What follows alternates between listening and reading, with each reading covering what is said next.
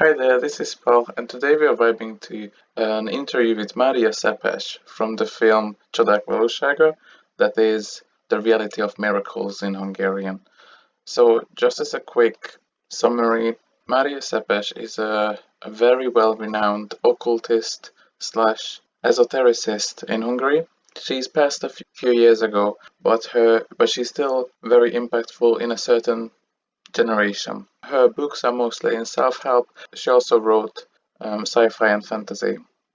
In her speeches or interviews, she really likes to throw around occultist terminology. In this particular conversation, she would refer to characterology, analogies, and symbology as well.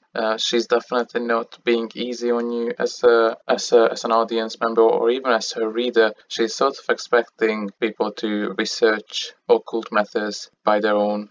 She would also work with cross-discipline sciences such as psychology. In this particular conversation, she would talk about people who hate you and how to handle them, and she would refer to inferiority complex and how it is that if a person doesn't like you, it is likely, it's a possibility that this person recognizes something that you have that they don't have, and that's why they feel lesser. She would, of course, casually touch on occultist and religious concepts such as reincarnation.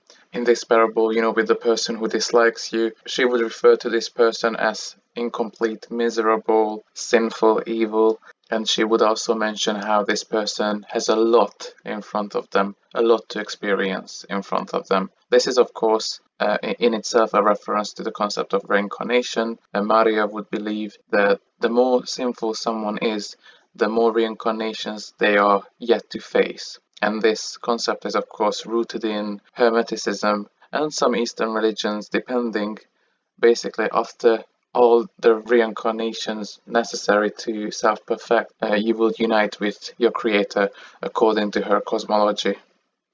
There is another parable. Now the reason why she uses so many parables, it's not as pretentious as you might think, because her main philosophy that she follows is Hermeticism. Hermeticism loves to dabble in microcosm, macrocosm contemplations. It very often compares the universe to the human body, and she will do this in this interview as well. She would say that hate is essentially spoiled love and it is like a septic shock. So essentially, hatred is an illness and it should be addressed as such. She has promoted her book as well, The Magic of Everyday Life, which I've actually read in my own time when I was like 14. I was hugely inspired by it. You would consider it to be a self-help book, in fact, and also it kind of presents her cosmology and priorities, but it has numerous references to, like culture, mythologies, occult thought. It can be quite a difficult read, in fact. In this book, she explained the concept of eternal life and how if you embrace the idea that you live forever and you're reincarnated forever, then it will be good for your mental health. The occult lingo keeps coming back, you see. She would casually mention that, oh, sorry, I'm speaking very Uranian right now. And, no one would understand what that means unless you sort of research astrology, which is quakery. I appreciate that. But in astrological philosophies, Uranus actually stands for intuition, it being the sky god. So she would essentially say in here, sorry, my speech is a little artsy, it's a little visionary, excuse me about that.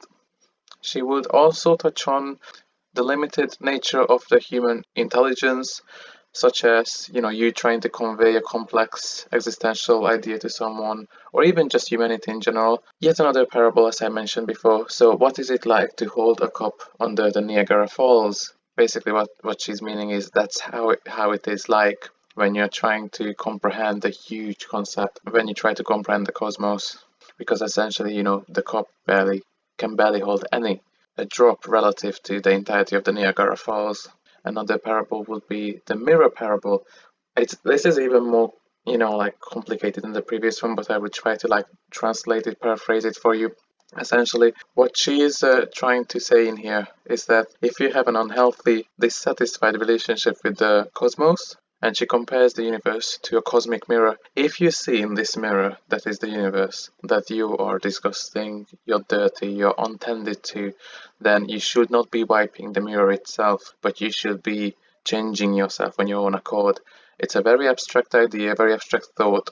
Basically, it is based on self-authority. In her book, she would mention how people fall for hating on the world endlessly for no good reason instead of concentrating on what they can control and how to better the environment. The video ends with a lovely retro, crystal in the window. It's very retro because of the discoloration of the rainbow burns on the film. It's actually very significant that there is a crystal because in Hungary, Feng Shui was quite popular some time ago, and Feng Shui would advise you to place a crystal in the window so it would disperse the chi and the energies and it will create lovely rainbows. So spiritual people, attuned people will definitely put crystals in their windows.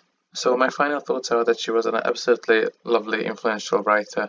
It is very inspiring to listen to her. However, I think her ideas are all too subjective, a little fuzzy. It's the sort of work that you read and after it you feel very emotionally cultivated, motivated, everything, but you're not really left with anything practical or even objective. This is why, actually, as a child, I was inspired by her book to write my own book.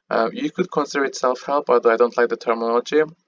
It is a philosophical book, it has its own cosmology, and it has a series of rules you can use in your life to become more successful. I'm already practicing them now.